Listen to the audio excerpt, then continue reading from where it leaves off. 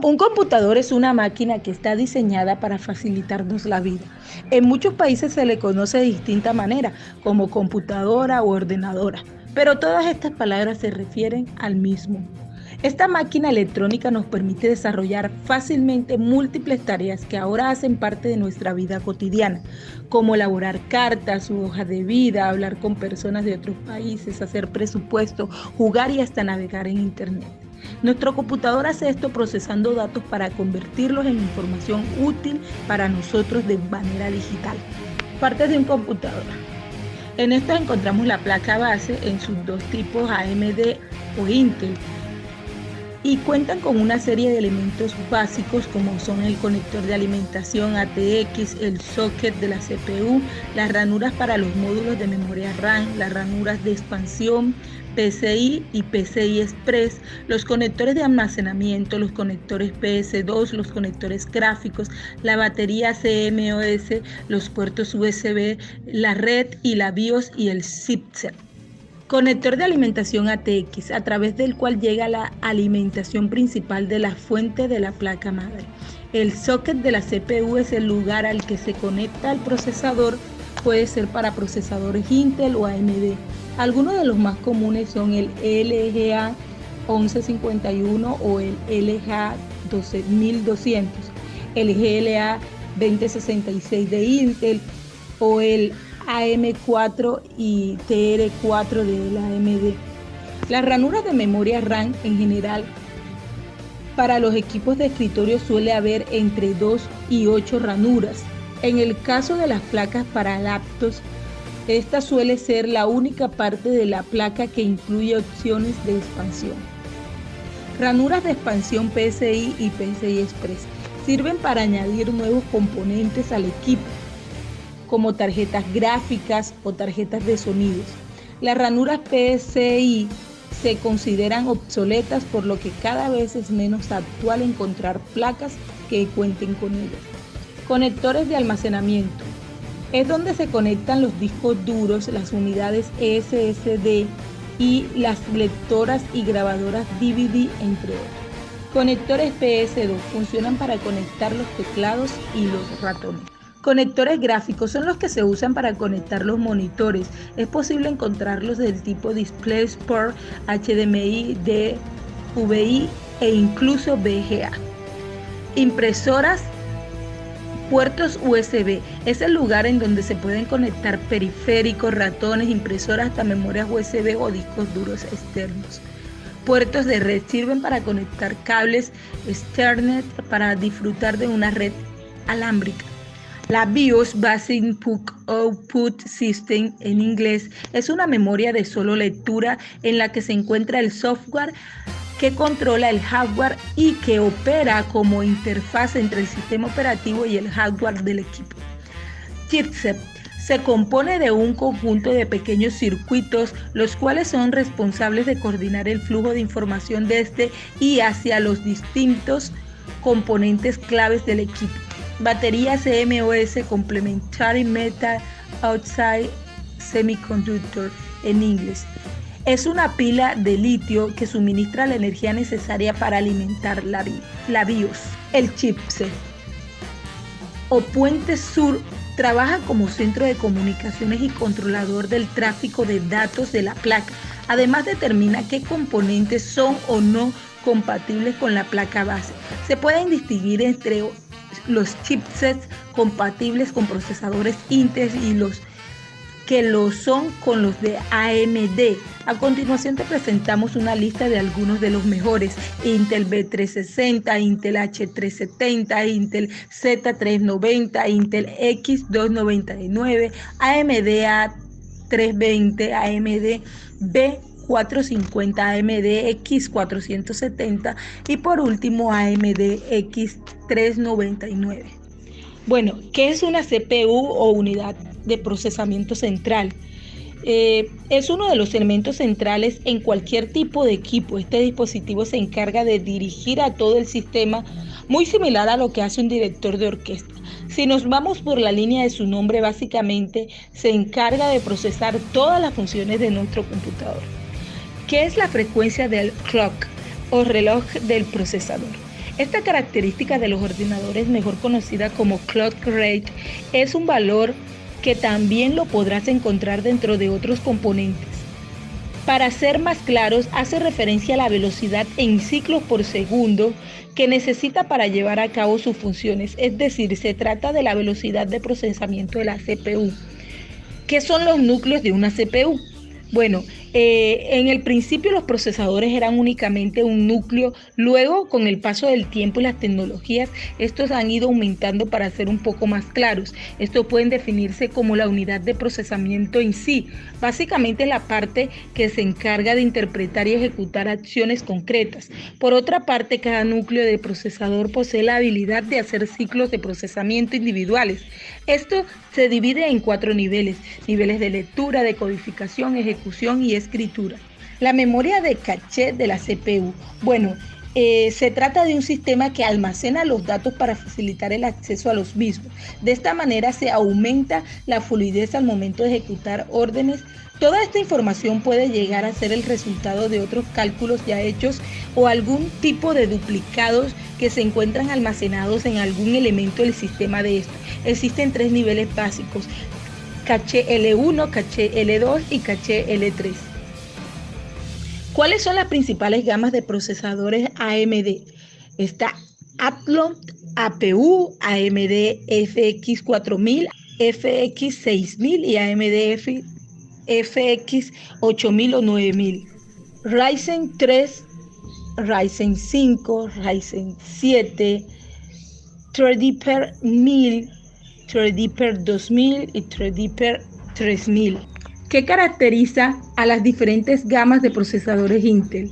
Core 2 Duo es la que se incluye procesadores con 2 núcleos y 2 hilos lógicos. Core 2 Quad, como su nombre indica, cuentan con 4 núcleos y 4 hilos lógicos. Dan un mejor rendimiento que son los Core 2 Duo en aplicaciones y juegos multihilo. Celeron, que se trata de los procesadores económicos que cuentan con 2 núcleos y con 2 hilos. En general, están pensados para asegurar un buen rendimiento en aplicaciones para trabajos de oficina, multimedia y navegación. El Pentium también como 2 núcleos y con 2 hilos. Hasta la generación Skylake no ofrecerían una gran mejora respecto a los Celeron con la llegada del Kaby Lake. Core i3 con 2 núcleos y 4 hilos hasta la generación Kaby Lake y con 4 núcleos y 4 hilos. Core i5 a día de hoy destacan por su magnífica relación calidad-precio. Hasta la generación de Kaby Lake fueron procesadores con 4 núcleos y 4 hilos, si bien a partir de la Coffee Lake ya cuentan con 6 núcleos y 6 hilos ideales para trabajar y para jugar. Core i7 tiene 4 núcleos y 8 hilos hasta la serie Kaby Lake, 6 núcleos y 12 hilos en la Coffee Lake y hasta 8 núcleos y 8 hilos en la Coffee Lake Refresh. Con esta gama tienes asegurado un rendimiento muy alto, tanto en juegos como en aplicaciones multihilo. Core i7 y Core i9 Stream son procesadores con entre 6 y 18 núcleos, si bien integran la tecnología hyper-threading, por lo que pueden operar con el doble de hilos. Están diseñados tanto para trabajar como para juegos. Permiten utilizar configuraciones de RAM en cuádruple canal. Bueno, una de las partes más importantes del computador es la memoria RAM, que es uno de los pilares de la tecnología actual. La primera de ellas surgió a finales de la década de los 40 del siglo pasado. Desde entonces se ha estado presente en computadoras de toda índole. Su traslado a los dispositivos móviles ha sido todo un éxito que ha potenciado el sector. En cualquier dispositivo, la memoria RAM desempeña un rol principal. En ella se almacenan de forma temporal todos los programas de datos informativos. Si esta falla, el rendimiento del sistema se verá afectado de manera drástica. A mayor capacidad, el dispositivo podrá ejecutar más aplicaciones y programas. Además, dicha capacidad tendrá una influencia directa en el sistema a la hora de ejecutar las aplicaciones y programas simultáneamente. Velocidad o frecuencia. Su valor establece lo rápida que será. La cifra se expresa en megahertz. Refleja el número de ciclos por segundo que puede completar la memoria RAM. Cuanto más veloz será, mejor. Escalado de la memoria DDR4 es de 2133 hasta los 4000 MHz. Latencia. Para que te tengas una idea, la latencia hace referencia al tiempo que transcurre el instante en que la RAM recibe una orden del procesador hasta el momento en que ésta se ejecuta. El voltaje no es otra cosa más que la cantidad de energía que utiliza la memoria RAM para llevar a cabo sus funciones. Al igual que la latencia, cuanto menor sea, mejor. Las cifras bajas son indicativas de un bajo consumo y por lo tanto da una temperatura menor. En las memorias RAM de última generación el voltaje suele situarse entre 1.2 voltios y los 1.35 voltios. Durante el overclocking puede subirse. Tarjeta de video. Una tarjeta de video, también llamada tarjeta gráfica, tiene a su cargo el procesamiento de los datos que provienen del procesador principal y convertirlos en información que se pueda presentar en dispositivos tales como los monitores y los televisores. Para comprar una computadora es necesario fijarse en qué cantidad de memoria tiene, la velocidad del reloj, la velocidad de memoria de ancho de banda, los conectores, las tarjetas de video, como qué tipo, si es MSI, Nvidia o RTX 2080 de la misma marca. Una fuente de poder, también conocida como fuente de alimentación, es uno de los componentes electrónicos que se encarga de abastecer la electricidad del computador en un sentido estricto. El nombre más adecuado es el de transformador, porque transforma la corriente alterna en corriente directa y baja el voltaje de los voltios que es necesario para el computador y sus componentes. Tiene varias funciones y es que se encarga de brindar el suministro de energía eléctrica a cada uno de los componentes que hacen parte del sistema. Por sus características es un dispositivo vital, pues no solo alimenta con electricidad a la placa madre, sino que también genera energía para las unidades ópticas, los dispositivos USB, las placas de video, las placas de red y audio, para garantizar un buen funcionamiento. En la parte de los discos duros HDD, que es la unidad de disco rígido, el cual es un componente que utiliza un sistema de escritura magnética sobre un disco rígido que gira a través de su eje a altas velocidades y escribe o lee mientras rota por medio de un cabezal. Este tipo de disco es el más común y es apto para almacenar multimedia como imágenes, música, video, entre otros. Existen discos duros desde 80 GB hasta más de 14 terabytes de capacidad de almacenamiento. Por ello son empleados para el almacenamiento de multimedia, ya que estos requieren de mucho espacio para ser guardados. Bueno, la parte que más me gusta a mí, que son los discos de estado sólido. Es una unidad de estado sólido en una memoria tipo flash y esta no utilizan los discos rígidos como el disco duro anteriormente mencionado. Una de sus ventajas es que al no tener partes movibles no genera ruido como un HDD y es menos sensible a daños por golpes o movimientos bruscos. Además son muchos más ligeros y pequeños. Y su principal ventaja es que su velocidad de transferencia va desde los 400 megabytes hasta los 600 megabytes por segundo. Como podemos notar, son 10 veces más rápidos que un disco duro normal. Con obvia razón, los SSD son casi el doble de costosos que un HDD, pero es un pequeño sacrificio que vale la pena si quieres que tus archivos y tus programas abran a una velocidad impresionante. Solo es cuestión de un par de segundos. Teniendo en cuenta lo anterior, voy a hablarles un poco acerca de los ordenadores de gama baja, gama media y gama alta. Una computadora de gama baja se refiere a una computadora que sus requisitos son los mínimos, muy mínimos para usar o al menos que sea usable. Este tipo de equipos suelen disponer de 4 GB de RAM, disco duro de 2 TB, procesador Intel o AMD A4 con tarjeta gráfica integrada, grabadora de DVD, monitor de 19 pulgadas y altavoces, teclado y mouse reguladores.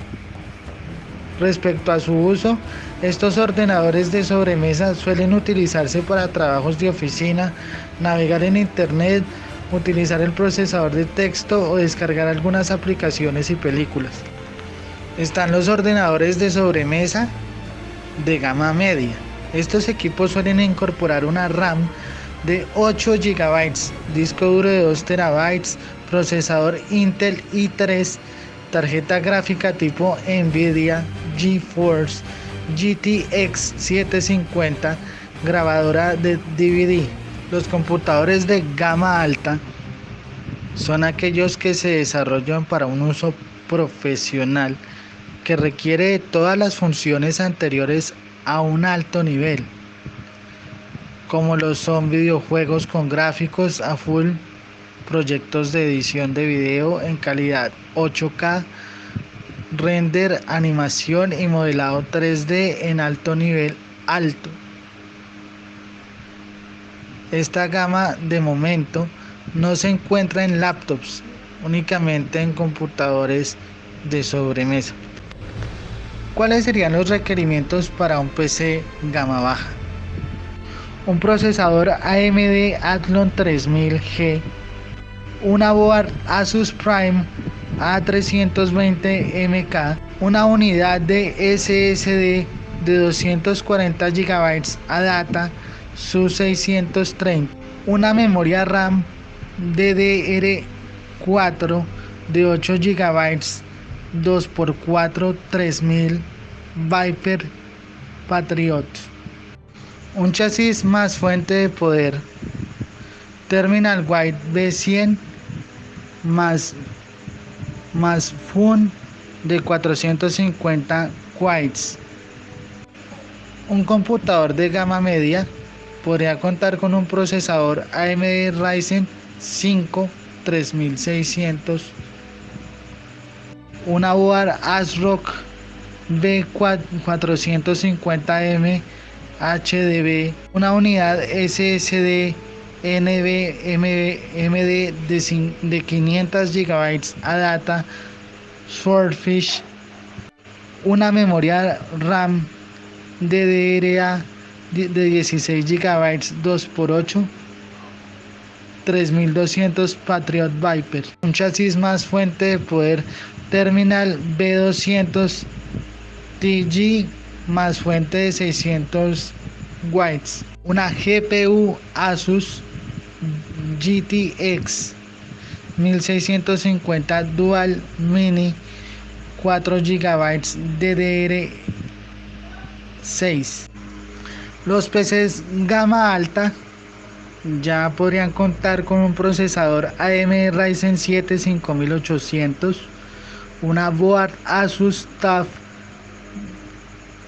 Gaming X570 Plus Wi-Fi, una unidad SSD NVMe de 500 GB ADATA Swordfish, una unidad HDD 2000 GB SATA Seagate Barracuda, una memoria RAM, una DDR de 16 GB 2x8 3200 Patriot Viper, un chasis más fuente de poder Terminal B200 TG más fuente 600 watts, una GPU de una Asus GTX de 1650 Dual Mini 4 GB DDR6.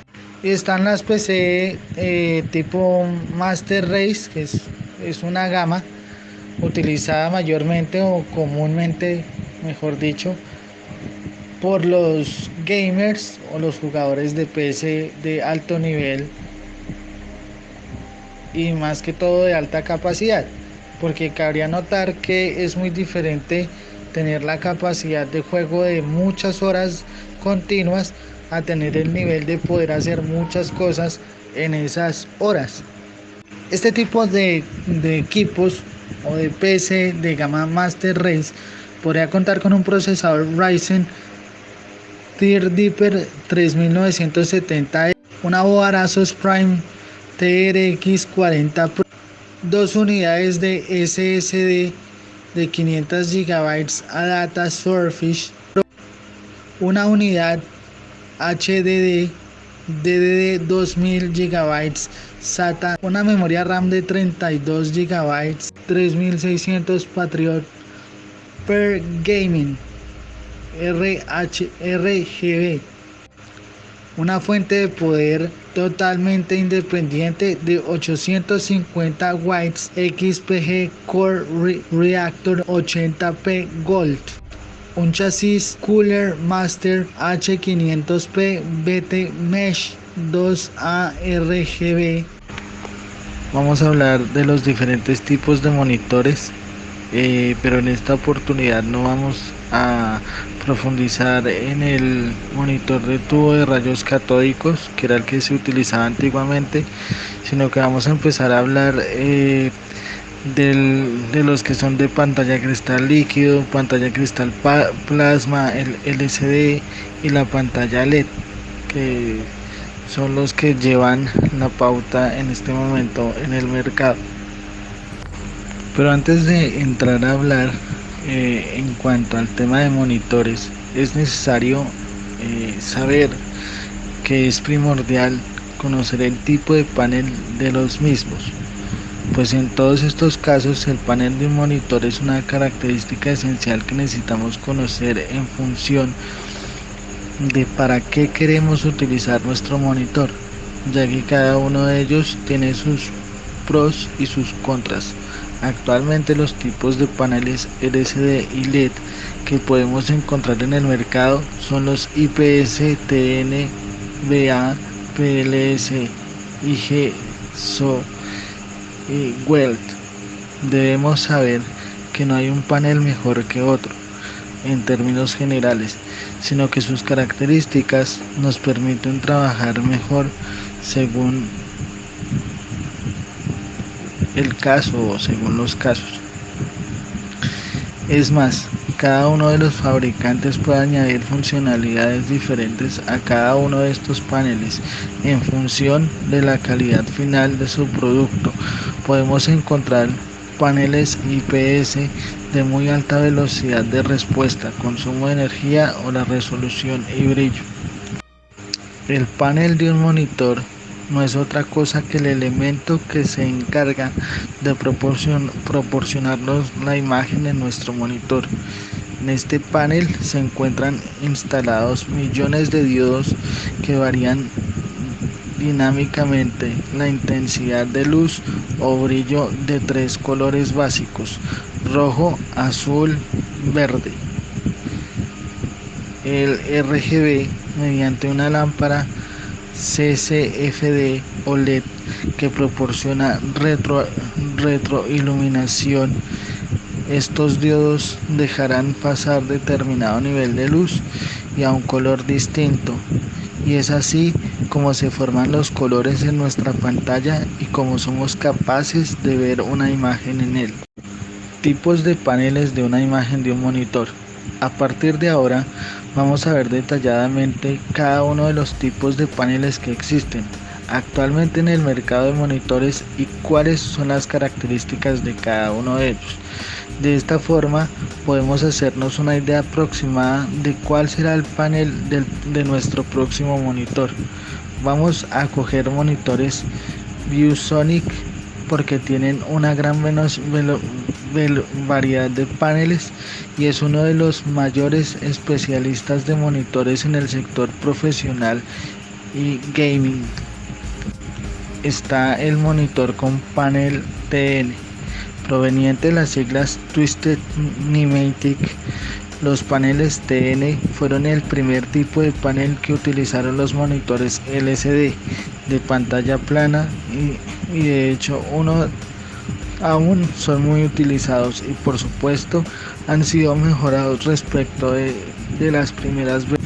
En cuanto a las características positivas que aportan otros paneles a un monitor, Pueden ser varias. Para empezar, consumen menos energía que los demás y tienen un menor costo de producción. En cuanto a grosor y tamaño, estos paneles son más livianos debido a que son más estrechos y pueden generar distintas resoluciones y a distintos tamaños y formas. También son capaces de reproducir imágenes más claras y no cuentan con parpadeo o flicker. Estos paneles son muy utilizados por los fabricantes para construir monitores gaming o especialistas en juegos, ya que los tiempos de respuesta son muy bajos, por lo que las imágenes no sufrirán lag o retraso desde que la tarjeta gráfica la cree y sea enviada al monitor. Además, la tasa de refresco de estos monitores también va a ser muy alta, 60 GHz y 144 GHz. En los últimos monitores, ofreciéndonos una increíble fluidez en el movimiento con los juegos. En cuanto a los aspectos negativos de este tipo de paneles, también existen numerosos. Quizás uno de los problemas más significativos sea la iluminación en los ángulos de visión, ya que estos monitores van a verse bien cuando los miramos de frente. Mientras menos sea el ángulo de visión de un monitor, peor se será cuando los miremos de lado. La representación de colores cambiará y no apreciaremos correctamente la imagen. Los primeros paneles LCD-TN tenían unos ángulos de visión horribles, porque actualmente son bastante aceptables, de entre 160 y 170 grados, pero aún existe distorsión de color. Otras desventajas de ellos es que producen desenfoque de movimiento, retroiluminación desigual en pantallas de un gran tamaño, píxeles muertos y una representación de colores no demasiado fiel. Si bien es cierto que veremos unos colores vivos y saturados en estos monitores, no serán demasiado reales. Por ello, estos monitores no son nada recomendables para el uso de trabajos de diseño gráfico ni manejo de imágenes o videos, ya que la representación de colores no va a ser buena. Sin embargo, son monitores muy utilizados para jugadores debido a su rápida respuesta y alta frecuencia de refresco. Así que si ustedes quieren un monitor solamente para jugar, hay que fijarse en uno de estos. Por ejemplo, el ViewSonic Elite XG 240R, que en nuestra review nos dejó muy buenas sensaciones a un precio realmente atractivo. Monitor con retroiluminación QLED o LED. El LED o QLED no es un panel en sí mismo, sino una tecnología de retroiluminación para los monitores LCD. Este método de iluminación se utiliza en las pantallas LCD de gama alta, de ahí que se renombre como pantallas LED en lugar de simplemente LCD. Debemos tener presente que un LED no es lo mismo que una pantalla LCD. Las pantallas LCD fueron la gran novedad e increíble evolución de las tradicionales pantallas CRT o de cañón de rayos catódicos, que era el que les hablaba inicialmente, que no lo íbamos a tocar en esta exposición, proporcionando pantallas mucho más livianas, planas y de mejor resolución y consumo de energía. Lo que debemos de tener en cuenta es que la tecnología LED o WELD sirve para proporcionar la retroalimentación de la pantalla LCD de gama alta, ya que las de gama baja o normales utilizan tecnología CFL. La diferencia entre ambas tecnologías es que la iluminación LED proporciona mayor calidad debido a su mayor capacidad de brillo con la luz blanca pura, mayor durabilidad de la lámpara y un menor consumo en energía que la CFL. y es que realmente los píxeles de las pantallas LCD no permiten luz propia, sino que varían su brillo para permitir o no el paso de luz, de retroiluminación y así generar los colores. El color de la retroiluminación siempre va a ser la misma, la luz blanca pura. Otras mejores de la iluminación WELL respecto al CCFL es que el encendido del panel es instantáneo, mientras que los CCFL tardan más tiempo en conseguir el brillo final. El consumo es bastante menor debido a que los píxeles se encargan de filtrar y producir potencia de salida de hasta un 95% de la luz generada. Es por esto que el brillo de un monitor LED es mucho mayor que un LCD normal y las relaciones de contraste son mayores en los LED. Monitor con panel IPS. Son unos paneles que se crearon en respuesta a las limitaciones que tienen los primeros paneles TN del mercado. Actualmente son unos paneles muy utilizados para los distintos ámbitos de trabajo y uso de monitores y televisores.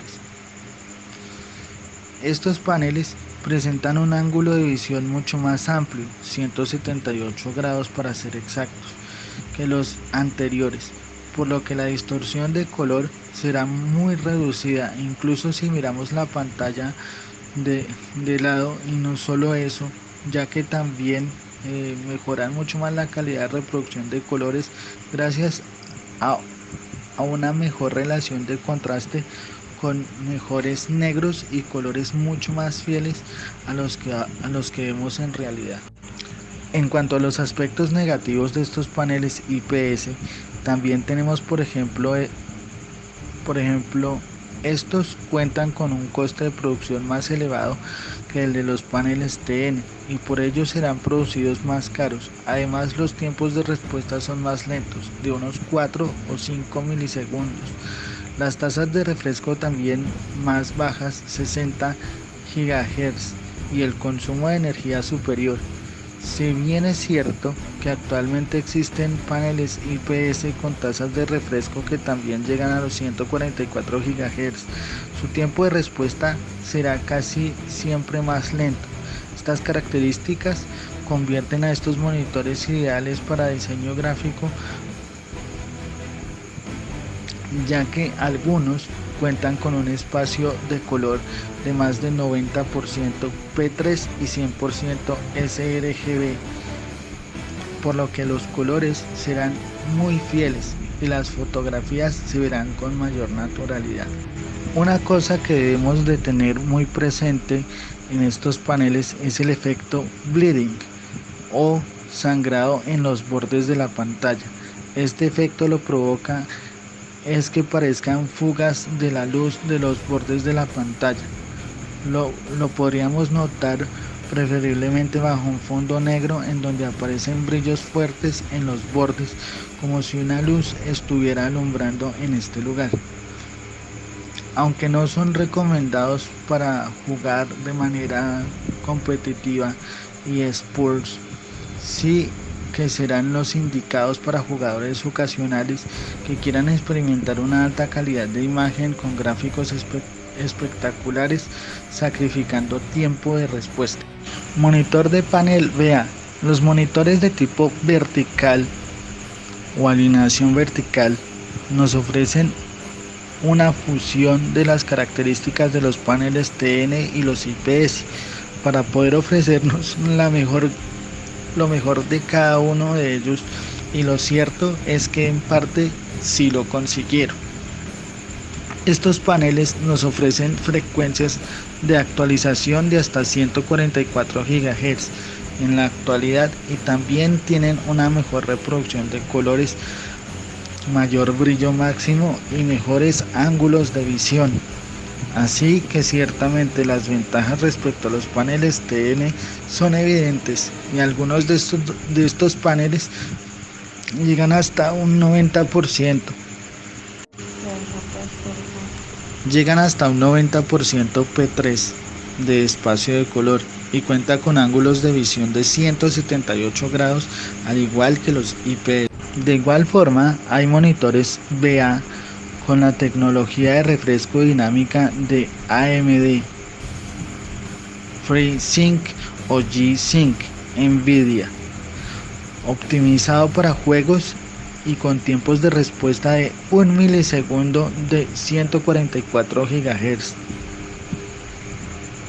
Pero aún así no van a ser más rápidos que los TN y también presentan un desenfoque de movimiento en acciones rápidas, por lo que tampoco los convierten en el mejor aliado de los esports. Tampoco son tan buenos como los IPS para trabajar de forma profesional y en el diseño gráfico. En cambio, debido a la combinación de propiedades, uno de los monitores nos va a ofrecer una buena experiencia en ambos campos.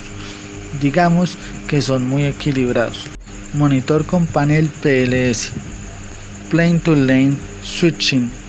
Son paneles de muy similares características que los paneles IPS. Básicamente tienen las mismas ventajas y desventajas en cuanto a los tiempos de respuesta, espacio, color y otras. Monitor con panel PLS, Plane to Lane Switching. Son paneles de muy similares características que los paneles IPS. Básicamente tienen las mismas ventajas y desventajas en cuanto a los tiempos de respuesta, espacio, color y otras. Estos paneles los construye Samsung y el fabricante proporciona información que sitúan estos paneles por encima de los IPS en mejor ángulo de visión, aumento del brillo o hasta un 10% de mayor calidad de imagen y la capacidad de ser paneles flexibles. Pero por lo general podemos decir que los paneles son la versión IPS que fabrica la marca coreana para sus productos. Monitor con panel IXO. Estas siglas se refieren a los materiales de construcción utilizados, siendo indio, galio y óxido de zinc. Esta denominación hace referencia al tipo de semiconductor que se encuentra en el TFT o película fina del transistor. Esta tecnología se puede utilizar en otros tipos de paneles para mejorarlos, como los TN, los VA, IPS e incluso en las pantallas OLED. Una de las mejores propiedades de estos paneles es que consumen muy poca energía y proporcionan colores muy fieles y vibrantes, al igual que los paneles IPS básicos. Los materiales utilizados para construir los transistores de estos paneles ofrecen una mayor conductividad que los normales, y es por eso que el ahorro energético es casi del 90% respecto a los paneles IPS.